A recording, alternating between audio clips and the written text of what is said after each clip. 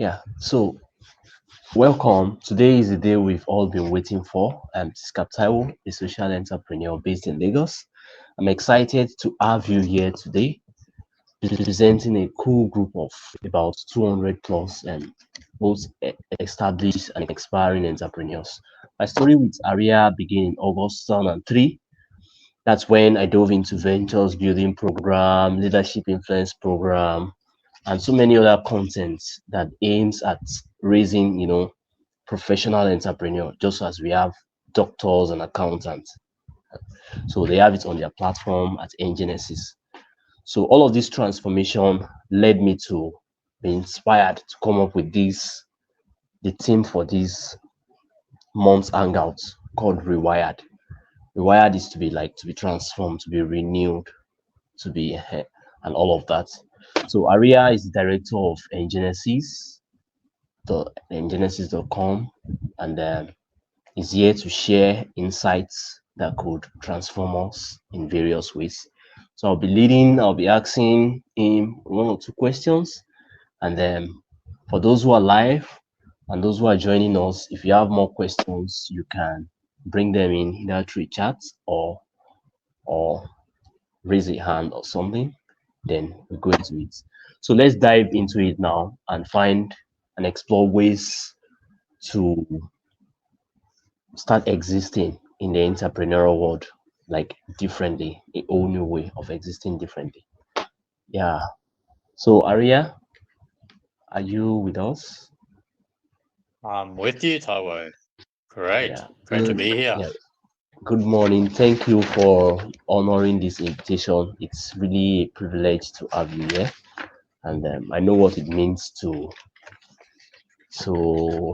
host something of this nature, and all of the experience I had during the leadership influence program is something I can't wait to get out to others, which is why I said, okay, let's have this interview. So, Absolutely. yeah, can we start with like introduction? So, I wanted to share like your journey leading to your current role at Ngenesis, your journey. Sure. Awesome, Taiwo. So yeah, firstly, just really want to appreciate and acknowledge, you bring all this together. Yeah, really a joy to be here with you. And Thanks. so my journey, okay, my journey, where can I start? But look, I would start here. So in university, I studied psychology, right? Very into human beings, what makes people tick. And then I Okay. remember having this thought of going, oh man, do I really want to be sitting here doing something just in psychology? I started reading books about entrepreneurship. And at that stage, I thought entrepreneurs were the greedy pigs, ruining everything in the world. But I started reading a few books from entrepreneurs, not talking about it in that way. They started talking about entrepreneurship in this way of I'm waking up every day and I'm being of service to humanity. Yeah, millions of people are being supported through my products and services, and that just got me hooked. So 30 days after I finished university, I started my first few businesses. Yeah. And yeah, I didn't have a training in that and everything. In about um, in about 2.5 years later, one of my companies ended up getting fastest growing company in the Asia Pacific. Yeah, it was in digitization technology. I had a business coach at the time, and I just had my head down, and yeah, I just learned so much in a very short period of time. Then I went into business partnership with a number of other people, and our company grew from about 4 people to 70 people in less than 2.5 years. That was a crazy ride. Yeah, we had massive growth. But one thing that really intrigued me was we started trying to build technology and we completely failed. Yeah, we built 4 technology teams and each one of them collapsed, or we created a product that we just had to throw away. So I started seeing this profound intertwine between business and technology.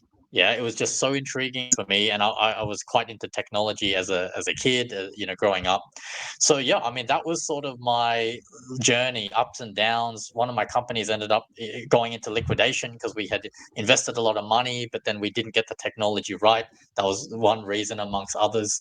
And yeah, so that was my journey before coming to Ingenesis, taking the role as director of Ingenesis Ventures, and building that.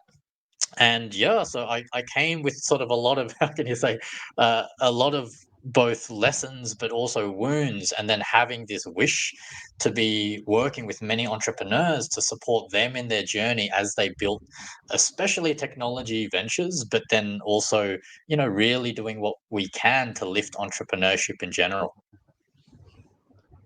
Yeah, thank you very much for that insight. It's just like, as a Nigerian, people go into businesses. Just that was why I said, okay, this is my tribe. I finally found them. So, which leads to another question, so that people can learn from it. I'm thinking, what personal like principles or values guide your approach to entrepreneurship? Yeah. So on one hand, it's personal, but now because one of the things we actually practice in Genesis is what we call work-life integration. Okay, work-life integration, and that is that there is not really this hard divide between your life and then your work. Yeah. Yes. And now this is a bit of an intricate thing. You need to look at it from a completely different lens, Yeah. see how we see entrepreneurship and what we are supporting others to also take on is that we each have a unique contribution to give in the world, right? When you think of Steve Jobs, for example, in most cases, people see that it was more than a product to him, right? He was putting, you can call it his heart and soul into these products, and people could feel Yeah. that, right? Now, whether Yeah. you like him, don't like him, all of those things, you can't deny that he had something way more than just the pieces of plastic and metal. Yeah. So, so our unique contribution. So, one of my principles is this self-expression, having business and entrepreneurship, being a vehicle for your self-expression and your contribution in the world. So, it it is and it can be a vehicle for economic gain, and it should be, right? Like it should be Yeah. sustainable. It should not be Yeah. losing money every year. Yeah. But Yeah. it's not the only function that entrepreneurship has. It also has this ability to have you be self-expressed and for you to have the fulfillment, right? Get meaning from what you're doing. So, I mean, I could list many, many different things, but if I chose one, that would be the starting point of, you could say, my personal approach, but then in my capacity as director of Genesis Ventures, and then the work we're doing later, we can talk about the Genesis framework and what we're doing around the paradigm of entrepreneurship. Yeah, this would be the first principle that I would choose to start from. Okay. Okay. Yeah. Thank you. Thank you for that insight. The theme for this month's hangouts is called Rewired. Rewired for entrepreneurial excellence. So, which leads me to the next question. How do you define entrepreneurial excellence, and what mindset shifts are crucial for aspiring entrepreneurs?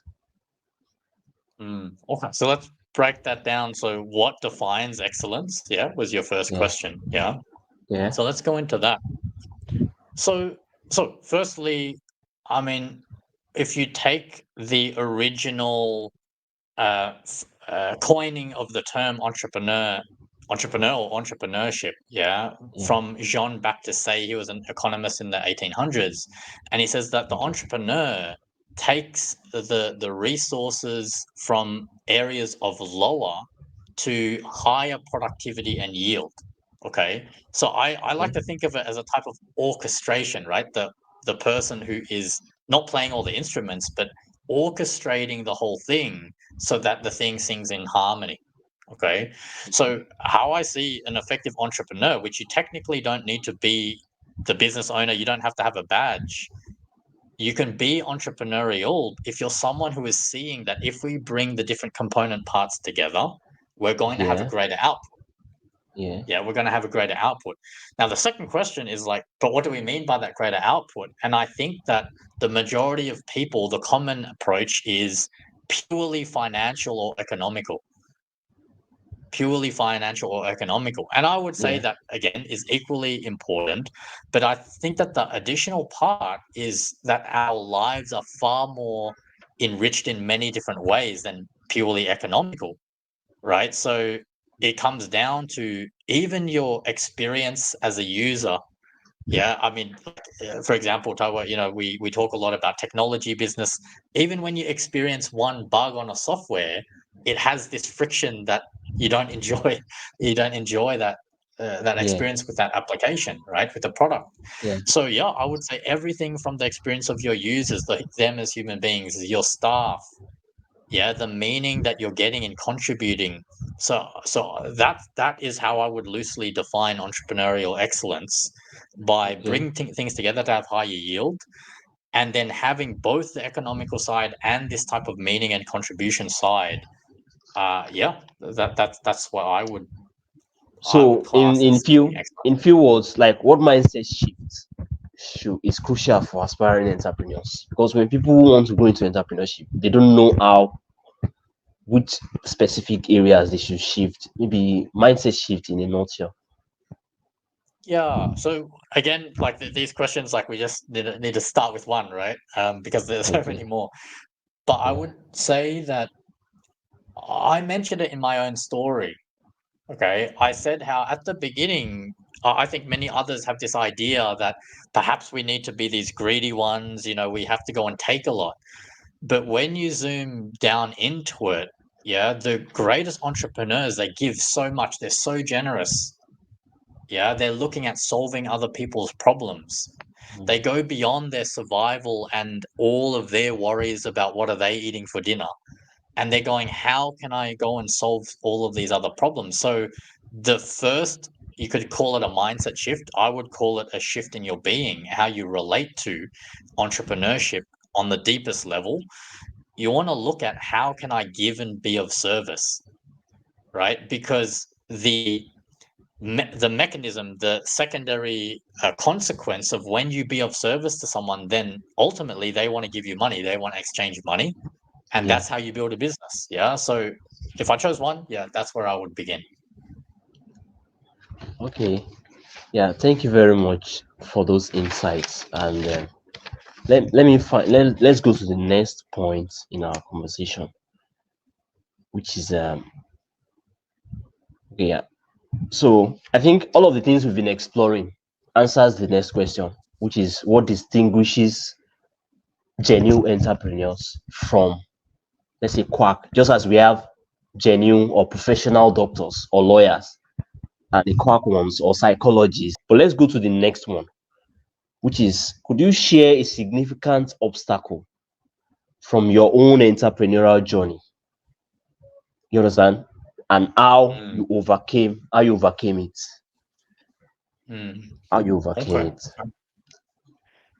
Yeah. So look, one obstacle I think definitely had been there for me, and as I mentioned, not only have I had high growth companies, I've also experienced loss and losing money. Having companies hit the wall, particularly one. So one would be, how can we put this? Ignoring the reality of entrepreneurship and thinking that it's all about hopes and dreams and inspiration. Yeah, so definitely one thing that I took on earlier in my career, I thought if I just went out there, was so brave, well, I would now call that bravado, right? Going, yeah, I'm going to grow this company 2x, 3x, I'm going to hire all of these people. So there are times and places where doing that type of grandiose, sort of declaring that this is what I'm going to achieve and all of these things is appropriate.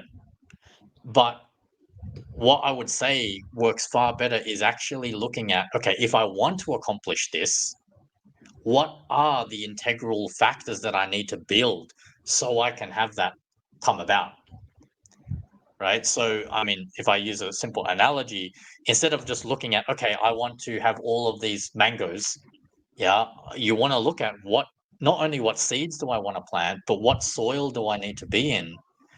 What area, what region, what's the moisture in the air? Like there are so many base factors that are required in business for us to do well that sometimes we just want to shortcut and go, yeah, I'm just going to go build this thing. So again, you bring really great questions, Taiwo. That I think there are many answers to this, but I think that Okay. this would be one that would be a big shift. I'm so adamant on actually establishing world standard mindsets, systems, structures, and even institution. That is one of my core missions. That is something I live and breathe for. Are you getting it? So, That's so great. which Yeah. leads us, yeah, which leads us to the next question.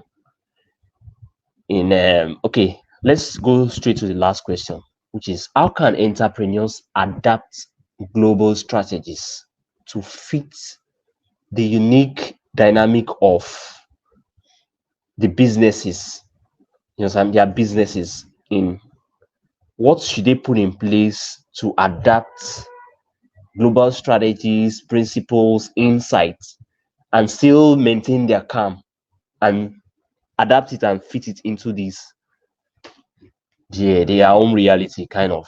I don't know if the question is clear or I should paraphrase it.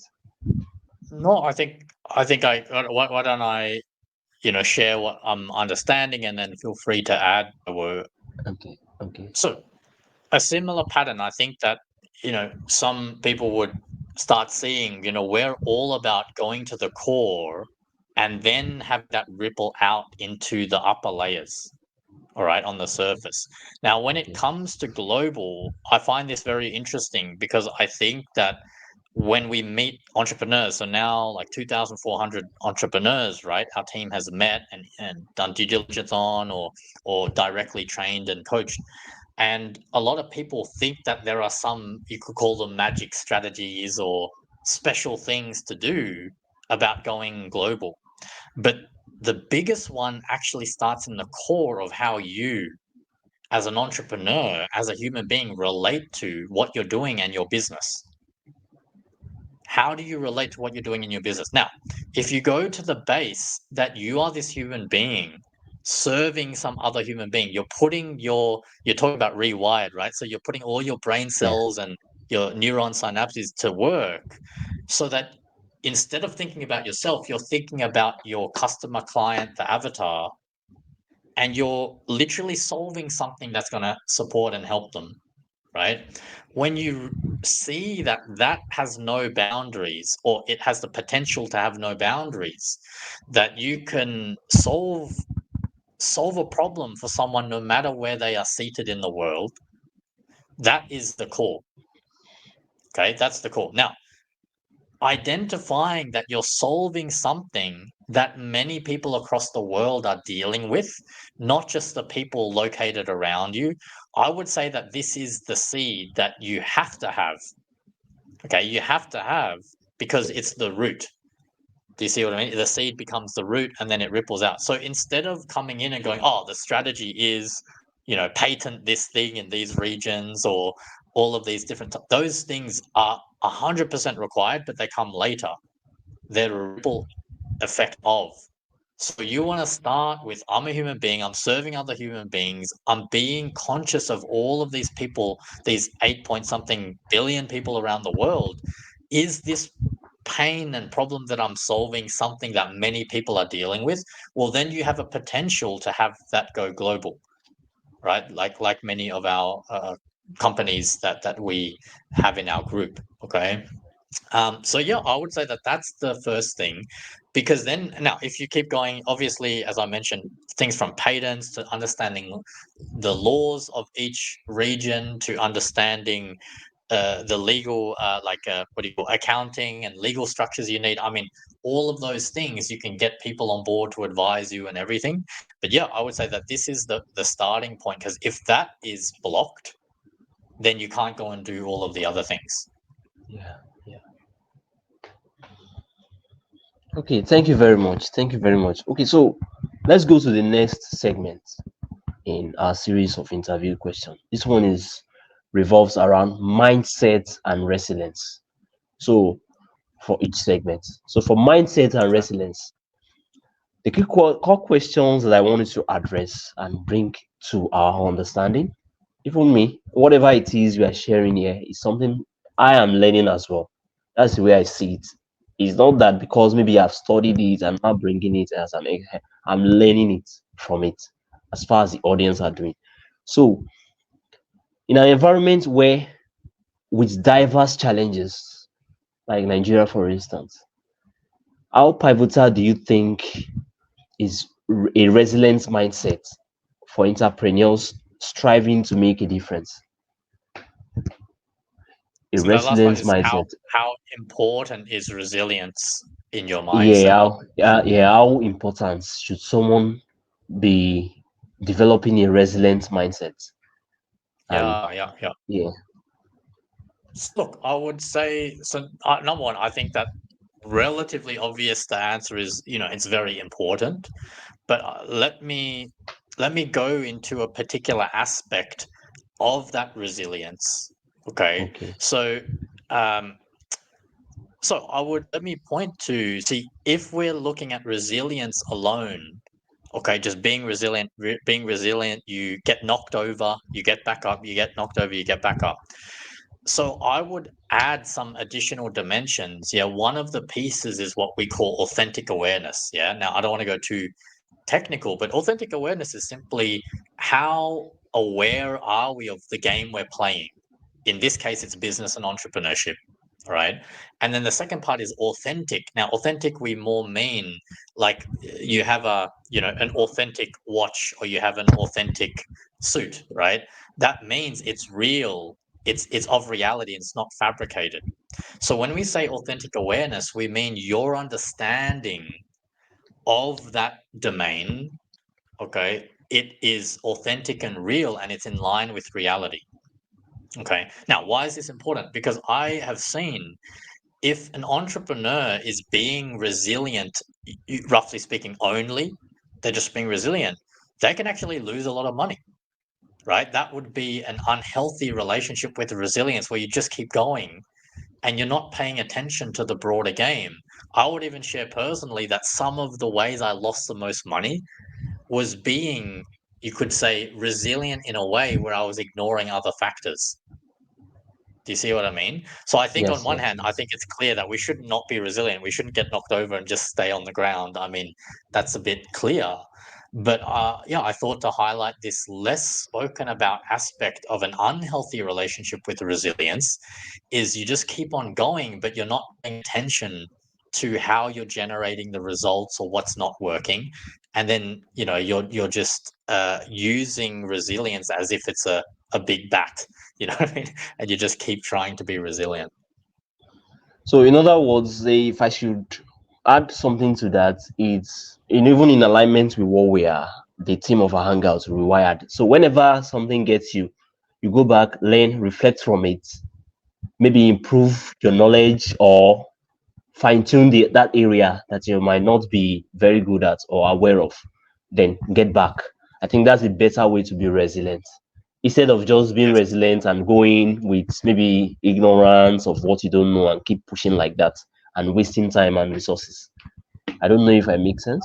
I think absolutely. I completely agree, Okay. Tabo. And I think that this borderlines on this idea of this hustle culture, right? In Yeah. other words, this advice of just hustle, Yeah. just keep Yeah. going. Yeah. Yeah. Yeah. And again, there's a part which is clear. I think everyone knows you have to have a degree of hustle.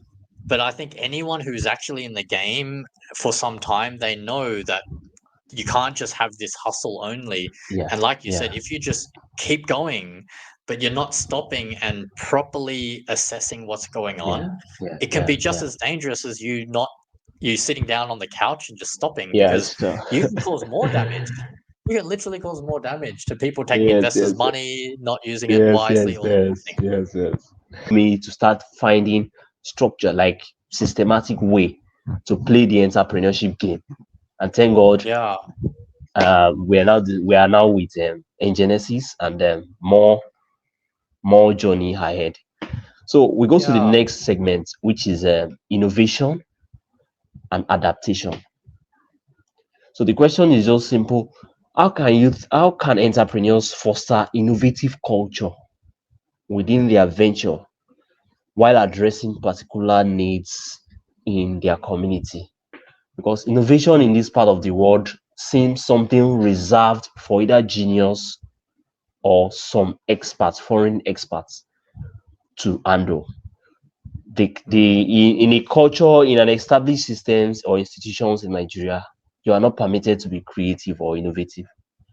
You no, don't do that. That is reserved for genius and others. So how can someone maybe it's either integrate or foster it somehow? Mm. If the question is clear, you can, yeah. No, what would be great is, can you give me, in your understanding and view of innovation? So, firstly, are we Yeah, talking about startup innovation, or you yeah. could say innovation in a company, or you're just being quite broad? But I do want to know what it means for you. Okay, innovation to me means okay. It can be various things. You can you can establish a startup and be innovative with that. That one is independent. You are running the show. You are being innovative, and that's the essence of entrepreneurship. But when it comes to systems that are existing, and you want to like bring innovations into them, are you getting it?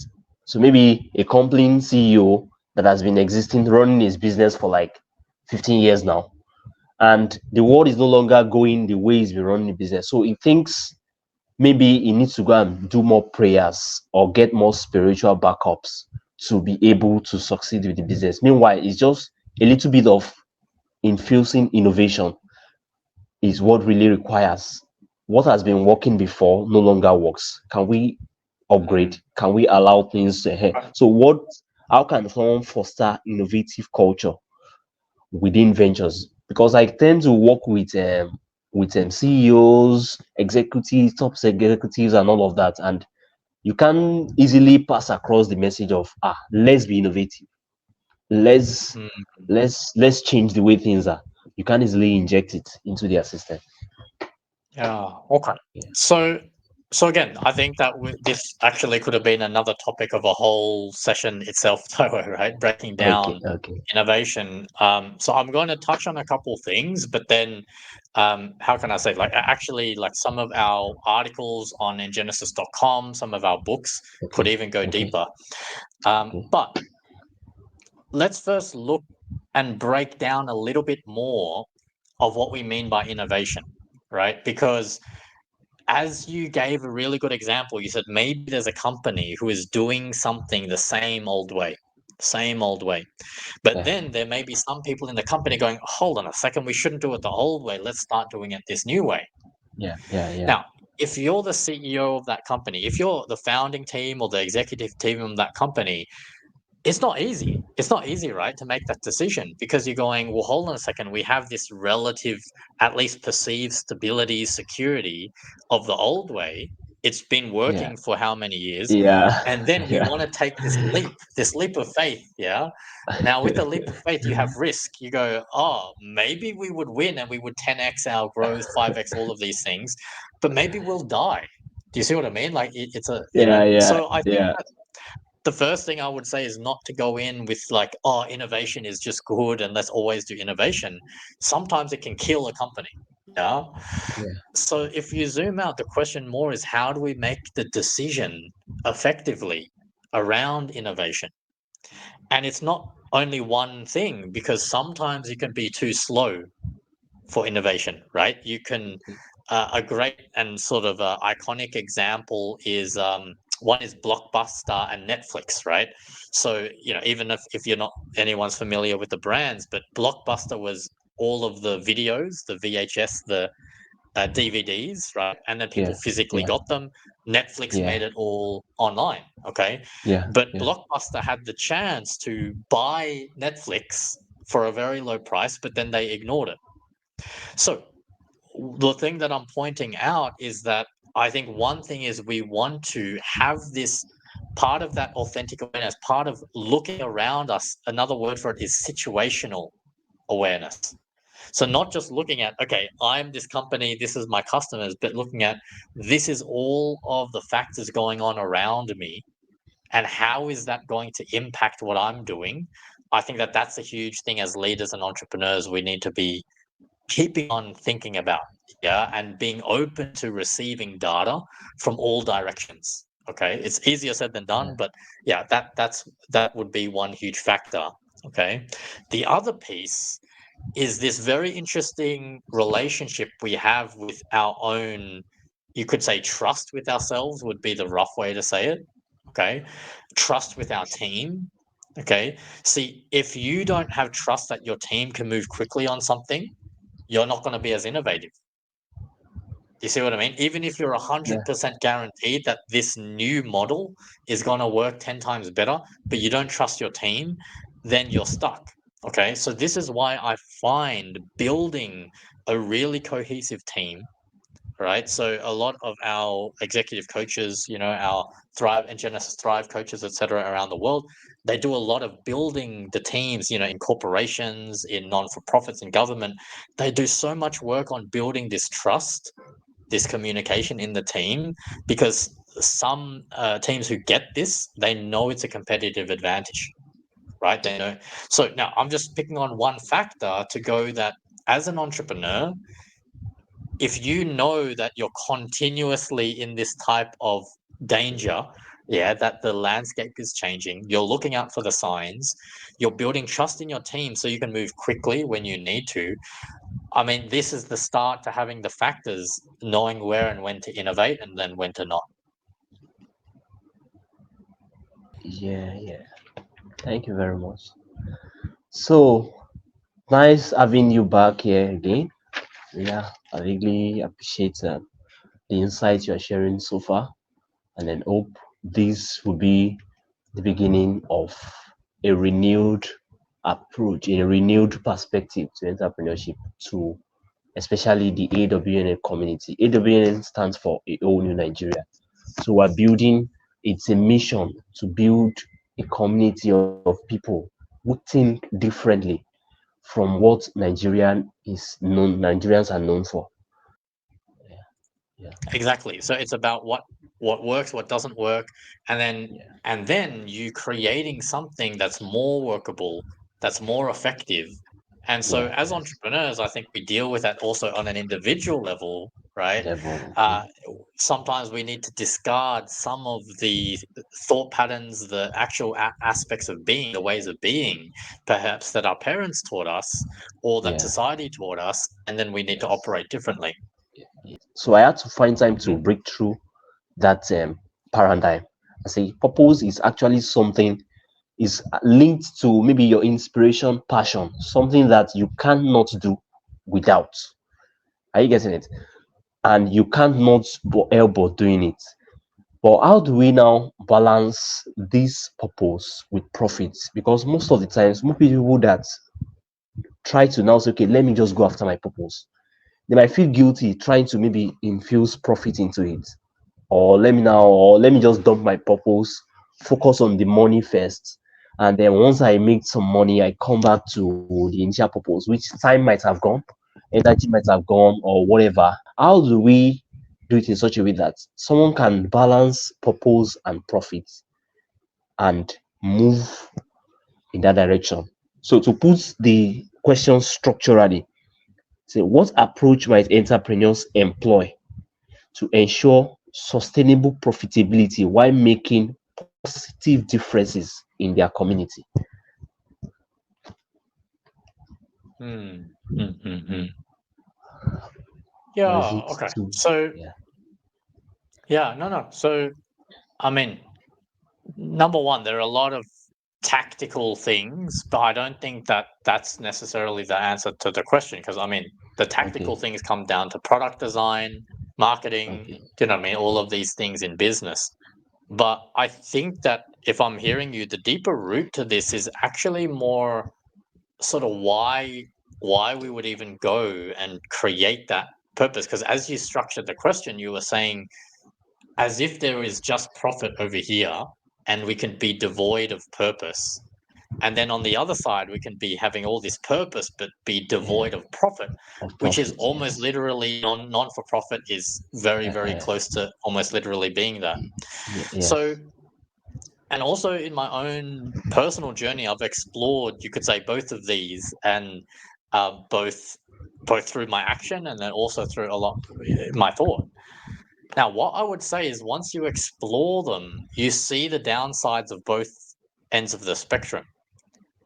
Right now, I'm not even going to go into altruism, as in we're not looking at someone judging them that they're a good man, they're a good woman, and all of these things. If you go and live this life where you're going purely on profit and then you're devoid of purpose, I mean, go and live that life. And then you'll see that you actually end up being poor in many other areas and you can't enjoy your life. So it depends how we define rich and poor, right? And then on the other side, being so purpose driven, but realizing that you can't put food on the table next week for your loved ones or you can't afford the staff. I mean, that's just not workable itself, right? As altruistic as it may sound, it's not sustainable. Yeah, And so yes. this is where, for us, like in the book that I'm currently writing with Ashkan Tashfir on the Genesis framework, right? So this is our Okay. modeling and our whole paradigm and framework around how companies go to product market fit. But before we look at all of the strategic components, we're looking at how do you even relate to entrepreneurship. And as I said at the beginning of the call, looking at entrepreneurship, that it has this potential to be this vehicle for economic growth and to add value in terms of your meaning, your purpose in life, right? So when we see Yeah, that that integration is possible, then it's up to us to go and do that, and knowing that both of these ends are not quite optimal. Okay. So how do you actually do that? I think that unless you deeply think about this whole spectrum, then I think that, how can I say, I think that sometimes people fall into the fantasy that if I just go and build a profitable company and ignore purpose, as if that's even an option. It's not an option. I mean, how can I, it is an option, but it's not an option in terms of you then pay for it in different ways in your life. That's what I mean by not an option. You see what I mean? So yeah, I yeah, think that, yeah, the awareness that this is how entrepreneurship is, and if you, it's like going to the gym and just working on one side of your body and then leaving the other side out. As strong as you get, it's going to be imbalance, and then it's going to have this ripple impact. So yeah, I would actually say that those things are for us as human beings to be integrated in what we do, not like an A versus B situation. yeah, yeah. So we should try and create a balance in ways, find a ways to create balance between purpose and profit in whatever it is we are doing. It can be as simple Absolutely. as, And yeah. yeah, I'm and listening. now, like the only word, I mean, we need to use these conventional words like should, but if I was being really technical, I wouldn't say it's like we should do that. It's more that, see, it's not like we shouldn't eat lots of sugar, right? It's not like we shouldn't, as in you're a bad person if you eat lots of sugar. It's that that sugar has a big impact on certain functions of your body. Yes, Okay, yes, that in some yes, cases, if you have too much of it, you literally can't, you get up off your sleep or something like that. Do you see what I mean? yeah, So for someone who attempts to live their life completely devoid of purpose, of greater purpose, I would say that it has an impact on your function and how you experience your life. Similarly, if you go and try to do all of this activity and ignore profit, okay, it has an equal yeah. impact. You're left with Impact. lots of anxiety, worry. Yeah, You can't yes, you can't yes. operate. You don't know what tomorrow is going to bring. All of these types of Yeah, things. yeah, yeah, yeah. Okay, so I think with my exploration of like things from leadership influence program, VBSU, and all of that, over the years I've been all focused on purpose most of the time. But since the next segment is leadership and vision. So I just want to go directly to the question, like discuss the significance of having a clear vision and its role in sustaining business. Uh, Love this question, Tawa. I think Yeah. that firstly, I think it is misunderstood, the word vision, a lot of the times. Yeah. So I think that many times people see vision and they think someone standing on stage just narrating some big idea. Oh, guys, let's go and do this. Let's go and build this big company. We're going to change the world. All of these catchphrases. When you really zoom into it, and when we, for example, interview a lot of startup founders, we're not just looking for a vision. We are observing them and seeing how well do they know their industry. So a lot of vision is includes history and your understanding about what's going on. Do you see? There's a big difference between saying in the next 10 years I'm going to create another billion-dollar company XYZ compared to this is where this industry has been 50 years ago, 40 years ago, 30 years ago. Yeah. This is Yeah. where we are today. This is the issues that are happening from real people that we've spoken to. And then to solve these problems that we've dealt with historically and now, this is where we want to take things in the next 10 years. So to me, when we say vision, that's what we mean deeper, right? Especially when we're from in Genesis Ventures speaking to founders. And so why is vision important? Because vision is tied to your entire understanding of what you're doing, and particularly as an entrepreneur, the industry you're in. Okay. If you Yeah. speak about this in a relationship context, for example, the vision for your family or your relationship, or do you know what I mean? Yeah. It's the same thing, but it's in a different context where you go, oh, this is where we've come from. This is what we've worked so hard for. This is the vision I have for myself and my family, for example, for the Yeah. next 10 Yeah. years. Do you Yeah. see what I Yeah. mean? So I think that sometimes vision gets a bit bastardized and boiled down into some little thing, like you just say it. And frankly, I normally can tell within 2 minutes whether someone is just saying this vision, which is surface level, Yeah. compared to someone who has a deep vision for what they are building. And that's where the source of leadership comes from, which connects to what I said earlier. That's connected to your authentic awareness, your deep understanding about what's going on for yourself and what's around you. Yeah, thank you very much. Thank you very much. I really appreciate. There is in this part of the world, people tend to believe the highly spiritual, maybe the Pope or something, the bishops and co. Vision in this part of the world is like related to some metaphysical something that maybe you went to a deep place for 100 years, like John the Baptist, and you came back and brought a vision that you believe people should work on. I just wanted to chip this in. What can You just mean come up with more, a vision? yeah, you mean people who see sort of, you could say, glimpses of maybe the Hey, future that or this and that. yes, yes, yes. Yeah, yeah. So look, I would definitely acknowledge that there are things beyond what we conventionally know, yeah, and it Okay. borderlines on things like intuition, yeah. In Yes, Genesis Influence Leadership Program, we actually yes, touch on that, and then we look at also in the Being book by Ashton, he talks about the a rational, yeah. So in other words, the things that we can't, how can I say, they can't be in rationality or irrational. They're actually something not even to bring rationality to.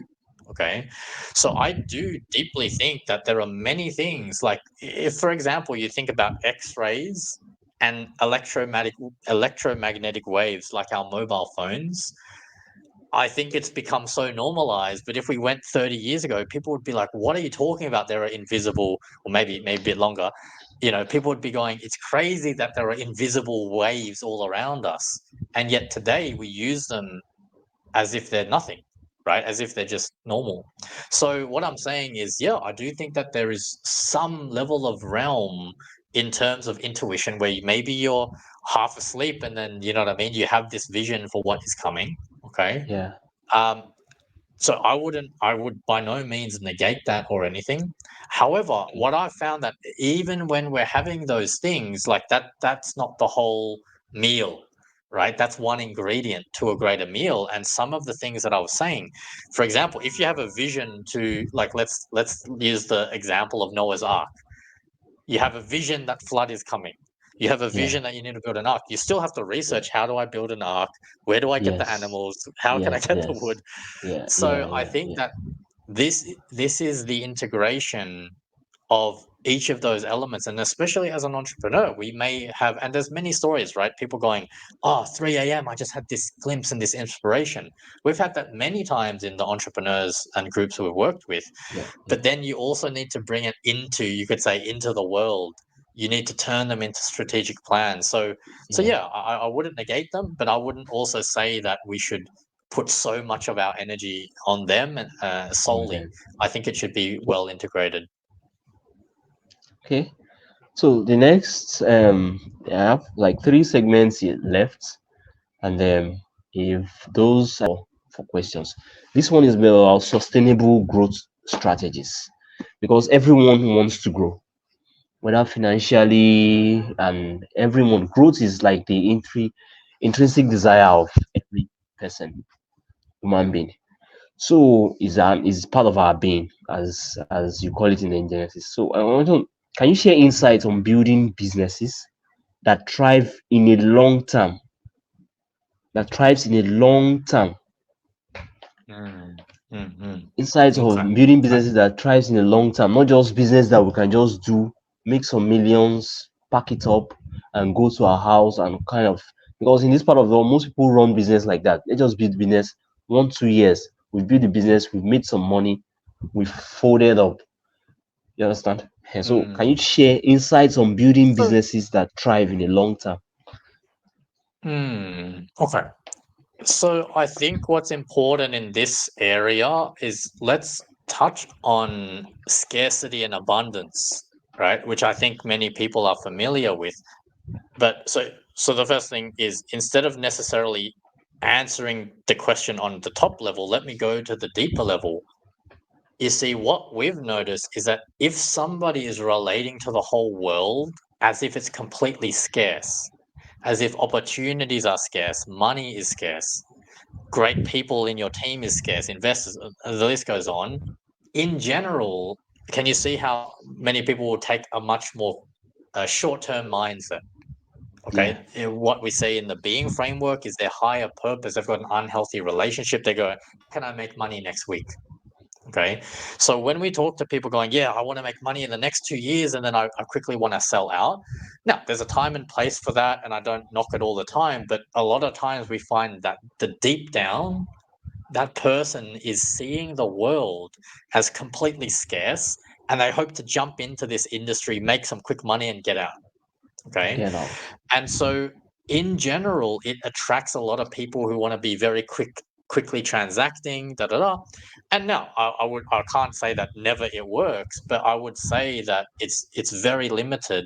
Even if it does work, what are you going to do? Just go on to the next short term thing, Yeah, and yeah, your life yeah, yeah, gets filled with all of these like jackpot, yeah, yeah, playing a roulette wheel. Okay, so that's one thing. The alternative is then seeing this abundance. Okay, but I want to be very delicate with how I speak about this, because I've experienced and I've seen many entrepreneurs talk about abundance like, yeah, let's just talk about the world has so many things. It's so easy to get customers. It's so easy to build revenue. But then you go out and you don't experience that, right? If only it was that easy. So, no, what we mean by abundance is that there are so many potential opportunities. When we talk about abundance, we talk about there are actually so many problems that we can solve in the world. And if we solve those problems, we can get an exchange for money and we can build the revenue in our business. So when we look from an abundance aspect, there are many, many, many things. See, like uh, yes, the hours that we have in a day, right? There's actually so much abundance in the options you have to get more out of your time every day, right? A lot of people come from scarcity going, oh, but I only have so much time. Yeah, you can hire more people. You can do deals with more people. You could use, for example, right now we're broadcasting through to hundreds of entrepreneurs. There's yeah, so many options. There's an abundance of options we have. with the limited time that we may be presented with. Okay, so this is what I mean by abundance. I think that if a person, their default way to relate to reality is scarce, then they end up creating these types of short-term things and they don't think yeah, long-term sustainability. yeah, And I yeah, think that this is the best way to build a long-term and sustainable venture, is to see all of the different opportunities, keep challenging your view and vision of things, to keep seeing that opportunity, and then building a long-term plan, increasing the timeline that you're dealing with. And in Genesis, we have a 500-year vision for what we would love to see, obviously beyond mm, our generation, beyond what we're yeah, doing. yeah, yeah, But yeah. it took us something to build that. We didn't just make that up in a day. We did quite a lot of research before we set that. Yeah, yeah. Thank you very much. And that mindset, that scarcity mindset you touched on, is affecting the way people are approaching this artificial intelligence of a thing. They just quickly learn one Agreed. something and start marketing it and saying, "Oh, this is the main thing," and all that. And that is causing scarcity. What if you can use artificial intelligence to build sustainable organizations that transcends your time? Set up a hair and all of those kinds of things. So that's what is very key: abundance and scarcity mindset. Which, yeah, like there's a time in May the theme of our hangout was repositioning for abundance. It's actually a state of mind. Scarcity and abundance, they are all states of mind, and people operate in different aspects. Yeah, thank you very much for the insight. So the next step in the next segment is engagements and collaboration, which is very key to a successful entrepreneurial endeavor. So I want to just highlight effective approach to foster meaningful collaboration, whether in family, in teams, in business, in partnerships, and so on. Like insights, just share insights, Okay. effective approaches. Yeah. Now, in the our research, in terms of being an effective entrepreneur, effective leader, Yeah. then we have that being framework. And Taiwo, I know you came into the 3-month program. You're quite Yes, yes. adept around it now. So one of the qualities we identified as we were studying all of these people is the you being in partnership, okay, or how you are being in partnership with people. Now, to give you a rough idea of what we mean by that partnership is, do you see that partnership is this possibility you can build with someone and you can create more results, or more better, more effective results than if you operated alone and in a silo, right? So it's this Yeah, type of dynamic situation, 1 + 1 = 3 type of situation. Now, yeah, the first thing is that many people, they may not even have this understanding of what partnership is, or the possibility of partnership. Some people, it's literally invisible to them that if we came to work together, we can generate more results. yeah, Okay. As a side note, what I find interesting is a lot of scientists, anthropologists, they keep doing the study between what's the difference between human beings and many other animals, right? And this partnership quality is one of the things that human beings have that many other species on planet Earth don't. They might be stronger. Obviously, there's a lot of animals much stronger than us that could beat us, but we know how to partner with each other, collaborate, and communicate to build cities and et cetera, et cetera. yeah, So yeah, why yeah, I yeah, find that important from us as entrepreneurs is, if we're not aware of that and leverage its power, right? Then we can't. So insights. Number one, even us knowing that the being of partnership is a thing for us to understand, and that it exists, and then we can leverage it. That's one thing. If I find that other people that I'm talking to, they don't have that understanding, then I tend not to go into partnership with them, because with in the them. back of their mind, they may be being transactional, going, I just want to do something quick and leave. Yeah, yeah, yeah, yeah, Right? yeah, Whereas when you meet another person who they have a deep understanding that partnership is a way, that we can collaboratively build more results together long term, then I invest into those partnerships, whether they're legal partnerships or friendships or Yeah, acquaintance, yeah, etc. yeah. The other aspect is reading other points to their being. Okay, reading other ways they're relating to themselves and others, which could indicate to me that they are not going to carry through that partnership. Some examples: commitment. If they can't come on time to meetings and they don't communicate about it, then I'm going, like, what am I going to do for the next 5 years if they can't get these basic commitments there? Okay, let alone investment, right? Investment is a form of partnership. One person's bringing capital, the other person's bringing energy, roughly speaking, to create something more than either of them can create alone. Okay, so reading into their um, commitment, reading into their authenticity. We talked about authentic awareness, how they understand the world. If they're creating these visions that they're just based on nothing, I would then step away from that partnership in general, or limit that partnership more. Okay, so I could keep going, but yeah, I would actually say assessing the people you're going to choose to be in partnership with, you should put as much energy into that as you would do putting capital into a startup. Okay, Yeah. because if you choose to invest in a partnership and it doesn't go well, you've lost time, sometimes you've lost money, and then you can't buy back that 6 months or 1 year. So yeah, definitely, being very careful and attentive with whom you choose to go into partnership with, I think, is quite important.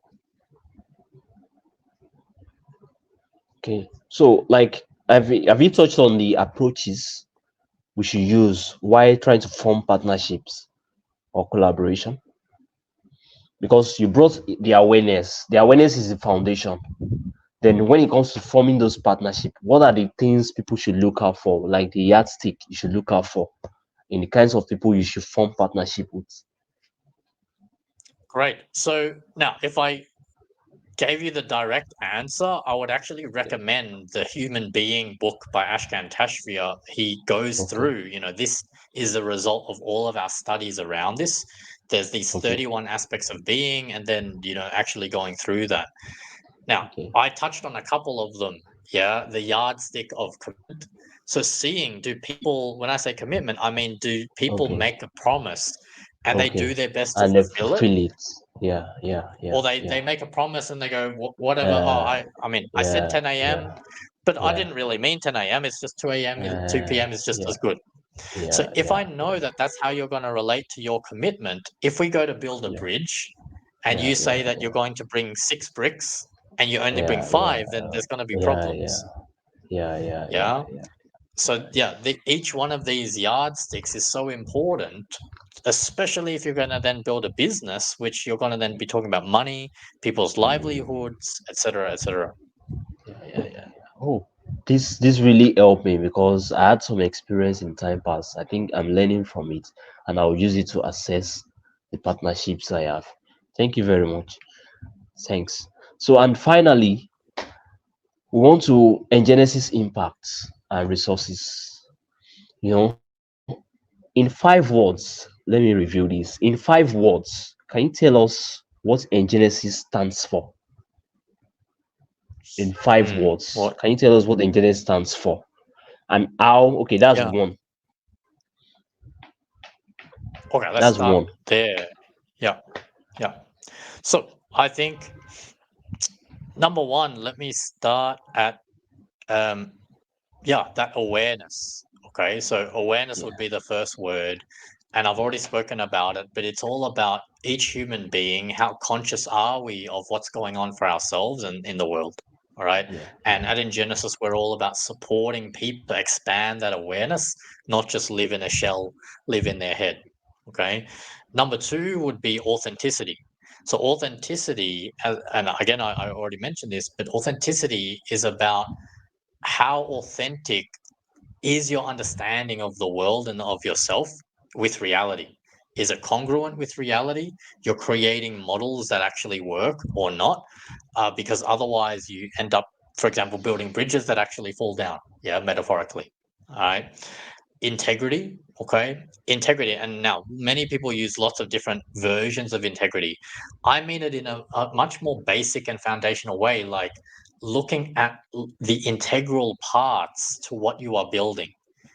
Okay, so instead of looking at just doing a business, we want to look at what are all the integral parts that come together to create an ecosystem that the flourishing happens, you could almost say, on its own. Right? So that's what we mean by Yeah. integrity, is breaking something into its integral parts.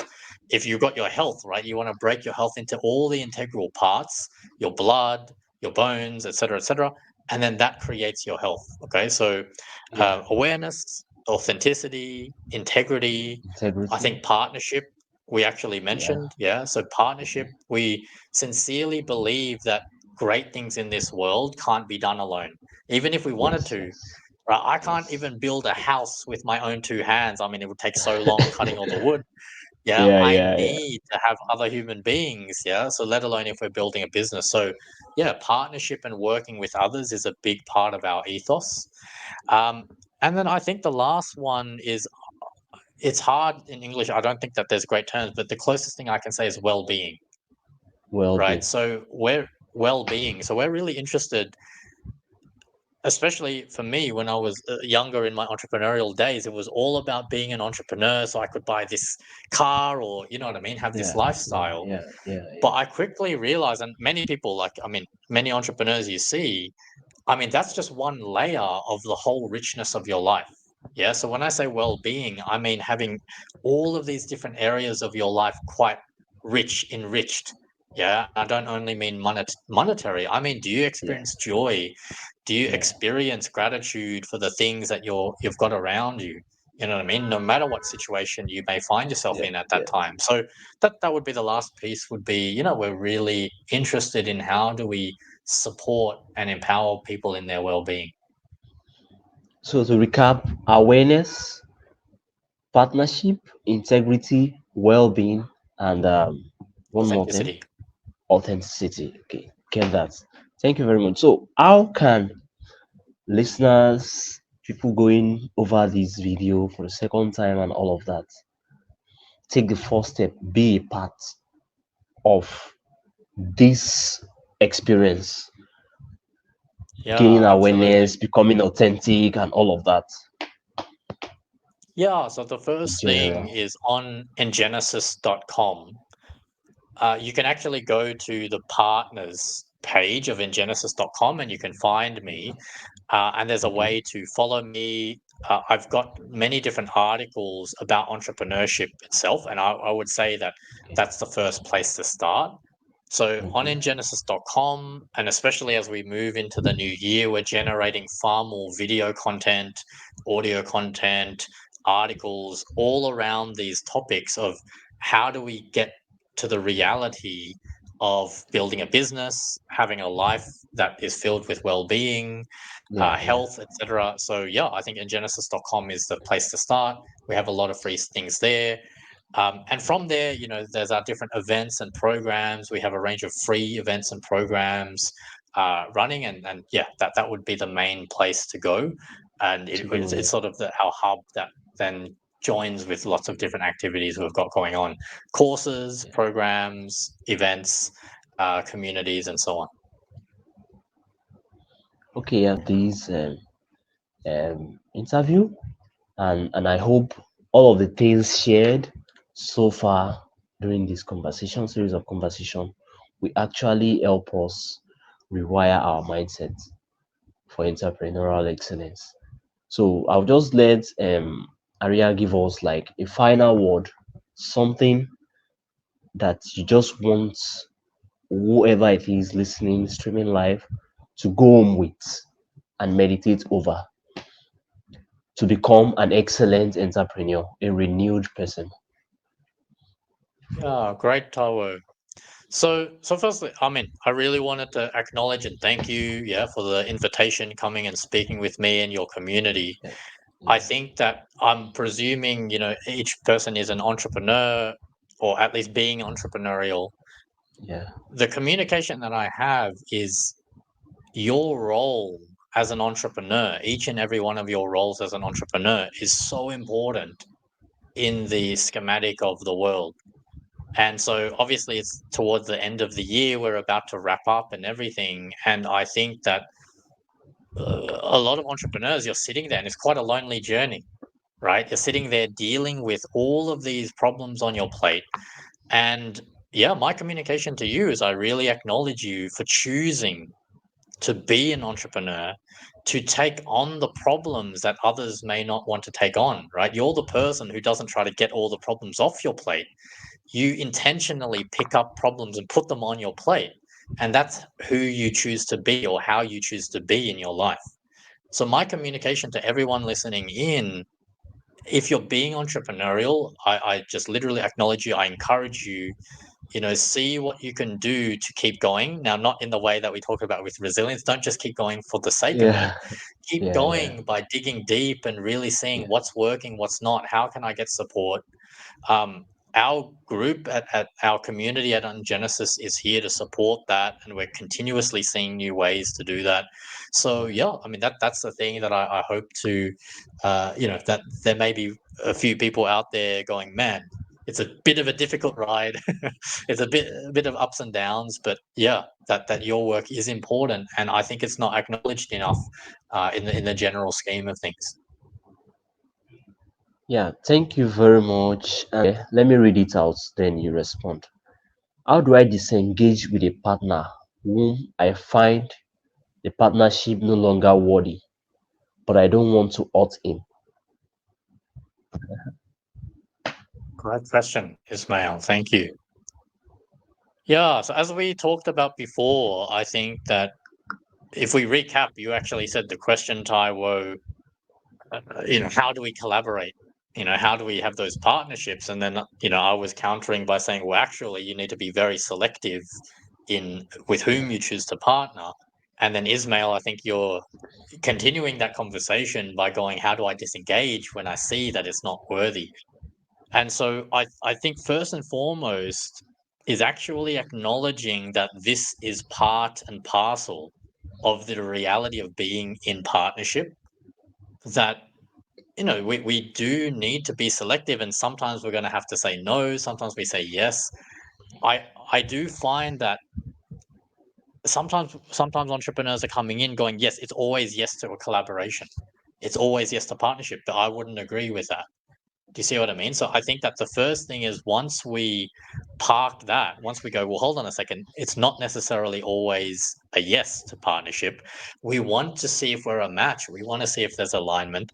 That already sets a threshold where it's more, uh, it's like we may have less resistance to saying no in either for a partnership or in different aspects of a partnership. Once you're in a partnership, you might ask me to do something and I don't have to say yes to everything. Okay. So if you want to look this up in the Human Being book by Ashkan Tashvia, this would be on assertiveness as well. Okay. Assertiveness is being straight, direct, and to the point, right? And not skirting around the issue. So to your point, Ismail, I would say that in terms of hurting the partner, let's first gauge that the reality is we can't force someone. We don't have control if someone gets hurt or not. Do you see what I mean? I wish that I could have 100% control that I don't hurt Taiwo. Okay. But that's not how reality works. So I don't have full control, but I do have influence. Okay. So what I would aim to do is to clearly articulate, this is my decision, right? These are some of the decision making factors I came into place. I think what leans into where it gets hurtful is when people are not willing to just be straight and to the point that this doesn't work for me. I'm making this choice and I'm sticking by it. And then instead they start blaming the other person that, oh, because you did this and then I have to do that.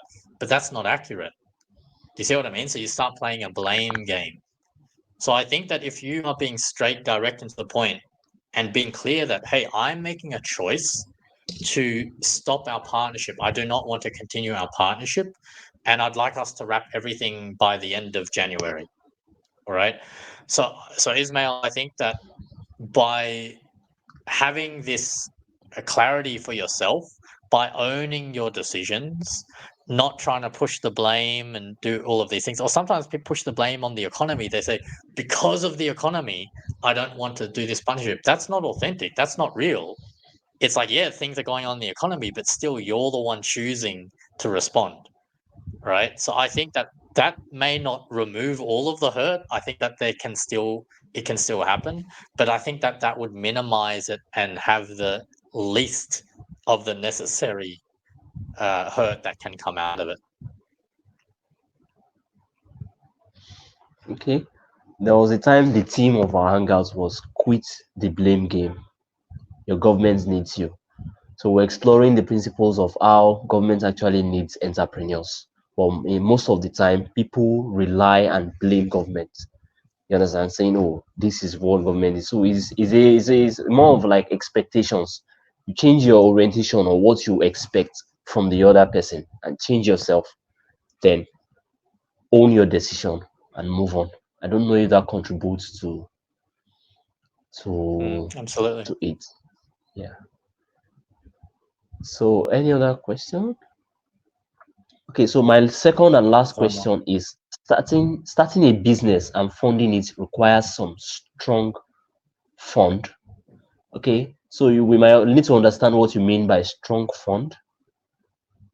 We might need to explain what you mean by strong fund. But however, some of us do not have access to such funds. How can one Mm. raise funds for a business without getting loans? So first and foremost, Okay. I think that Taiwo, we can even do this in our next chat or something like this, because I think again this can be a whole other topic. But Ismail, thank you for the Yes, question. yes, yes. I know it's a tool. Yeah. So Yeah, I know. yeah. So how can one raise funds? So I think that now there's like many different layers of the question, but the thing that I would choose to start off with is to get entrepreneurs to see this basic fact that you do not need funds to make funds. If you needed funds to make funds, then like you could say even no one would have funds. You know what I mean? Like it had to come from somewhere. So when you get down to the basic of it, I mean, even my 8-year-old son, right? I've shown him that he can go to a neighbor and he can do a job just to make $5 or $2 or anything, right? So when we, as entrepreneurs, we see that we at least can go and exchange our human capital. We can exchange what we have available to us as a human being and exchange it for capital. That is the seed that we need to really own, right? That's the place to start. Now, raising funds, all that's happening is we're getting other people's funds, we're mixing it with our human capital. We're saying, I'm going to take that capital, I'm going to turn your $1 million into $2 million, right? So the way you raise funds is by coming back to this quality of yourself as an entrepreneur and demonstrating that you can go and build something. You can go and create value in the world. So starting a business and funding it, I would say it comes down to, if you have a job, see what entrepreneurial ways you can go and increase your income, so you can. Do you know what I mean? That is you being an entrepreneur onto your own self. And then looking at, if you can do that, then you want to go to the next stage going, oh, how can I involve a few more people to create more income? Yeah, to serve more people. So I know that that probably won't answer everything, but yeah, again, this would be the starting point that I think that will go and make a difference to. Okay. Yeah. So thank you. I hope that is clear. Because it all starts from like core values. I think there's something you called core value quadrants from the VBS program, Ariya. There's something called core value quadrants. That alone is like the foundation for anything you are doing. That's right. So if you do, let's say, like you serve one person, you can now tell maybe someone that has fund to be able to create systems to serve 100 persons. That's, oh, CEO, I've done this thing for one person. I just need these funds to be able to do it for 10 people, which on my own I can't do it. But with these funds, I'll create systems or teams to be able to do it for 10, 100, 200 people. And that is it. Attending the program. Thank you very much. And call it a day. So if session, Ariya, thanks for coming. Thanks for the interview. I appreciate you. Thank you, So Taiwo. See you next yeah, time. bye. Yeah, Take bye. care. Bye bye. Cheers.